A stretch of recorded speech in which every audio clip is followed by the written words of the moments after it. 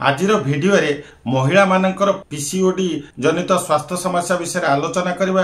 महिला मानकर पीसीओडी अर्थात पॉलीसिस्ट ओवरियन डिजीज जो अनेक समस्या देखा देता है, जेमिति कि इरेगुलर पीरियड समय रे जंत्रणा एवं इंटरकोर्स तथा झाड़ा जीवा बेले जंत्रणा लागला भली लक्षण मान देखा देता है। एथि सहित हार्मोन इनबैलेंस मध्य होता है। तेबे एथिपई आपण माने होमियोपैथिक रो एई ड्रॉप को व्यवहार करबा द्वारा बहुत भल रिजल्ट आसीबो। कारण मु मोर प्रैक्टिस लाइफ रे अधिकांश महिला को ए ड्रॉप विषय सजेशन देइतिली, बहुत भल रिजल्ट आछि। सेटा होछि रेडिएंट 62 जोटा कि ओवारियन सिस्ट नाम रे मिली थाए। एहाकू प्रथम 4 दिन अध कप पानी रे 50 टोपा सकाळू दीपहरे संध्या राति खाइबार अध घंटे पूर्व प्रथम 4 दिन खाइबे एवं ता परवर्ती पर्याय रे आपण माने अध कप पानी रे 30 टोपा सकाळू दीपहरे संध्या अर्थात दिन को 3 थर 30 टोपा करी नियमित भाव रे खाइबे।